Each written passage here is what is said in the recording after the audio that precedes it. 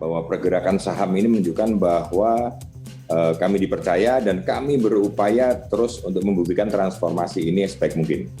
Memaksimalkan seluruh kapasitas, capability yang kami miliki, sehingga diharapkan kita akan dapat memberikan service excellence kepada seluruh nasabah, kemudian meningkatkan nilai-nilai perusahaan gitu ya, dengan perubahan transformasi ini.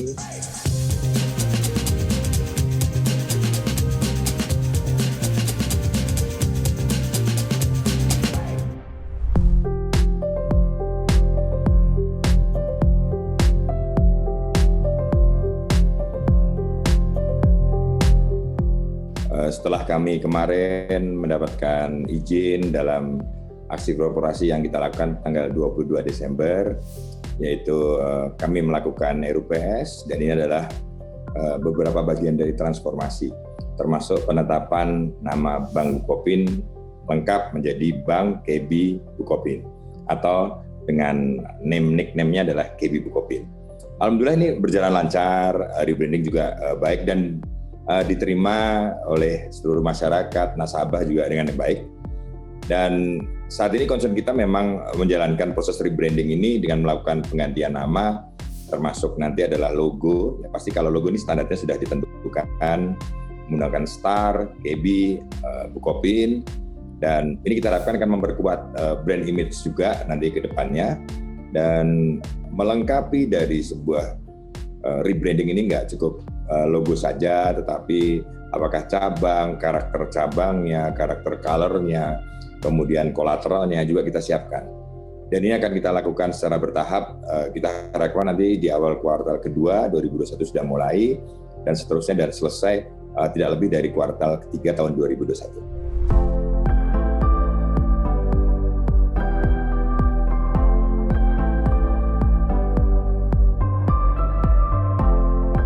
Ya, memang alhamdulillah ini luar biasa, dan termasuk respon atau kepercayaan atau sentimen masyarakat ini sangat positif dan sangat cepat gitu ya, sangat cepat.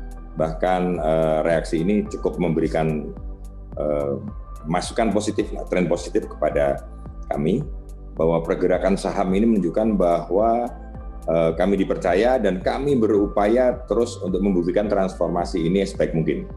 Memaksimalkan seluruh kapasitas, capability yang kami miliki, sehingga diharapkan kita akan dapat memberikan service excellence kepada seluruh nasabah, kemudian meningkatkan nilai-nilai perusahaan gitu ya, dengan perubahan transformasi ini. Dan ini membuktikan bahwa tren positif ini fundamental Bukopin sangat baik, dan masuknya KB Bukopin sebagai pemegang saham pengendali juga memberikan impact yang sangat luar biasa terhadap kondisi Bukopin. Dan pengalaman KB Bukopin di industri perbankan atau industri finansial, tidak saja KB Bukopin Bank, tetapi juga KBFG yang memberikan transfer knowledge, memberikan sharing knowledge yang memperkuat kondisi Bank Bukopin pada masa ini dan masa ke depan.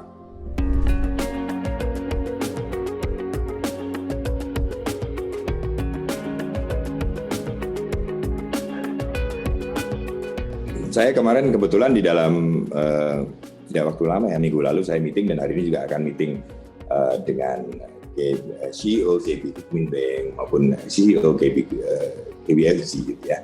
Dan beberapa review yang secara weekly kita lakukan, komposisi saham di Bukopin sekarang kini nggak berubah. Dan memang sejak awal terjadinya berita atau kondisi yang seperti ini adalah bagian dinamika lah. Bagaimana Bank Bukopin ini atau sekarang dengan KB Bukopin ini harus terjaga demi tidak hanya untuk KB Bukopin, tapi juga untuk ekonomi Indonesia. Dan dengan kondisi seperti ini, ya kita hargai proses hukum, kita masih menunggu, tapi tidak menurun semangatnya KB Bukopin. KB Bukopin sangat serius dan berkomitmen untuk penuh kepada besarnya KB Bukopin yang masa datang.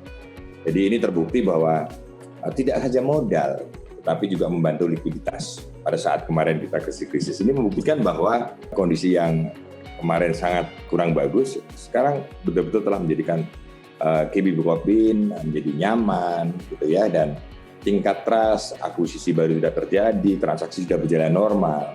Ini bukti bahwa ketika diberikan kesempatan memiliki share 60% dan ditunjuk sebagai pemegang saham pengendali, maka KB Bukopin serius membantu dari semua operasional Bank Bukopin. Nah, inilah yang kemudian kita lihat bahwa sangat seriusnya KB Bukopin ini dalam mengawal juga transformasi. Nah, dukungan ini yang tadi saya sampaikan, mereka juga menginginkan, ayo kita tampilkan bahwa ini adalah KB Bukopin adalah New Bukopin. New Bukopin adalah KB Bukopin. Jadi bank yang lebih baik dengan dukungan sistem, dengan dukungan human capital yang bagus, teknologi informasi yang bagus, dan memberikan output pelayanan baik kepada nasabahnya.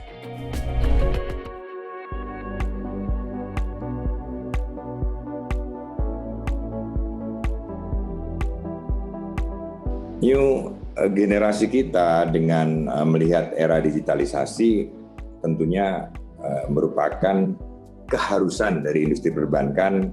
KB Bukopin juga mengarah ke sana. Kalau kita lihat, mungkin kita ingat bahwa bank itu kan mulai dari manual, dari analog, geser ke otomasi, dari otomasi geser ke digital. Dan digital ini salah satu pilihan.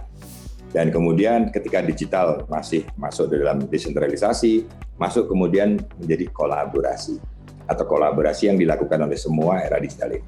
Dan tentunya ini sama persis yang dilakukan KB Bukopin di masa yang datang. Pembangunan teknologi sekarang sedang kita siapkan ITSP-nya atau informasi teknologi strategic plan yang kita buat. Semua adalah mengarah kepada digitalisasi dan utilisasi platform digital kepada seluruh nasabahnya yang akan digunakan sebagai bagian dari pelayanan yang diberikan kami kepada nasabah. Nah, bank digital ini menarik karena bank digital ini adalah concern kami dan bahkan concern terbesar kami. Karena mau tidak mau, apalagi kita merasakan bahwa pada saat pandemi seperti ini, digital adalah pilihan dan merupakan menjadi perubahan habit, perubahan gaya hidup yang memang harus ke digital. Nah, inilah yang tadi saya sampaikan bahwa ketika proses digital ini ada terjadi transfer knowledge, gitu. Pemahaman ketika produk, user requirement-nya apakah bisa masuk di dalam kriteria transformasi menjadi digital. Nah, ini semua kita lakukan bahwa kita akan mengejar penguatan teknologi ini, mengejar semua produk tercakup dalam satu teknologi.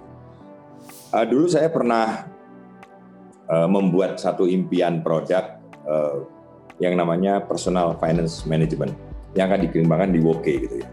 Dan pada waktu mereka mengenalkan bagaimana mereka mempunyai KB teknologi next generation yang dikenalkan, kemudian dia memperlihatkan bahwa yang kita buat dasarnya adalah sama seperti yang mau Anda impikan. Bahkan kami sudah memiliki customer experience. Nah, ini kan menarik. Sementara kita baru user requirement, mereka sudah punya customer experience. Saya kira ini percepatan yang akan bagus gitu ya. Yang tadinya kita mau develop, membangun, mereka menawarkan ini udah ada rumah jadi gitu. Tinggal dimasukkan, migrasinya yang kita atur, dan utilisasinya kita bisa maksimal. Itu menariknya kalau bicara tentang digitalisasi.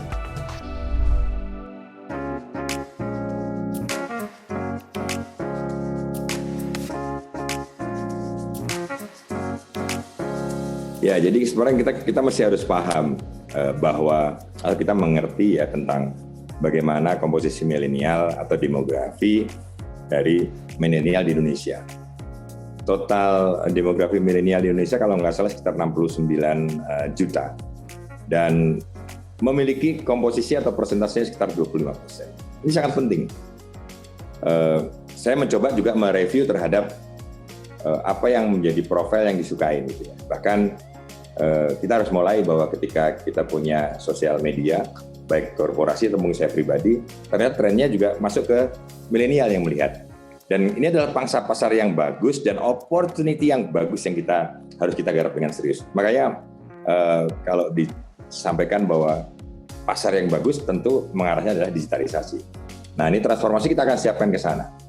Nah, BTS ini juga ya sama gitu. Waktu ketertarikan saya gitu ya pada waktu BTS adalah sebagai brand ambassador KB Kukmin, ini adalah pertama kali yang dibahas pada waktu meeting ya. Ya artinya bagaimana kita membuat satu peningkatan image, kemudian termasuk brandnya, kemudian juga peningkatan portfolio dari komunikasi kepada seluruh masyarakat Indonesia. Ternyata BTS itu ARMY atau fansnya ini memiliki 3 besar dunia. Gitu. Dan kemudian kalau melihat seperti ini sangat menarik dan salah satu yang opsinya adalah kenapa nggak BTS dibawa ke Indonesia gitu. Nah, dalam beberapa hal pasti ini tidak bisa langsung singkat akan dibawa gitu. Jadi prosesnya adalah bertahap. Tahap pertama adalah mereka dibawa menjadi bagian dari mengenalkan KB Bukopin ke masyarakat Indonesia dengan menggunakan BTS. Ini udah menarik nih. Nah, tahap kedua, karena mereka sudah brand ambassador KB Kukmin, gitu. Ini di dalam masih dalam negosiasi. Apakah kemudian termasuk di dalamnya adalah menjadi bagian brand ambassador KB Bukopin. Dan kemudian dalam tahap berikutnya adalah gimmick-gimmick apa yang diberikan untuk bisa mengenalkan produk dengan menggunakan BTS. Ini juga sama. Dan ini di masyarakat Indonesia dan ARMY ini luar biasa. Mereka sudah nggak sabar, kami punya tabungan dengan fotonya BTS begitu kan. Ya, ini pasti bukan proses yang gampang gitu, bukan proses yang cepat gitu. Karena saya tahu mereka berpartner juga sudah lebih dari 2 tahun. Pasti perubahan produk dan sebagainya, atau mungkin nanti akan menjadi bundling produk. Jadi produk yang sudah diciptakan di KB Kukmin akan dibundling sehingga akan penyesuaian brand menggunakan BTS sebagai satu campaigns-nya gitu ya, dan kemudian termasuk event-event mereka, bagaimana kita terlibat, bagaimana kita dilibatkan dalam kegiatan mereka. Sebetulnya kalau tidak ada pandemi, CEO kami sempat menyampaikan bahwa ya kita berharap 2021 ya pada saat boom kita mengenalkan produk, semua dikenalkan, bisa menghadirkan sebagai bagian dari upaya mengenalkan ini kepada masyarakat Indonesia. Tapi kan kondisi seperti ini belum tahu ya kita sampai kapan gitu ya. Tetapi saya yakin ini akan serius ya, karena KB Kukmin melihat ini adalah potensi yang bagus, market yang bagus, generasi milenial juga yang bagus, yang bisa kita gunakan sebagai media untuk mengenalkan produk, meningkatkan brand dan kepercayaan masyarakat Indonesia kepada KB Bukopin.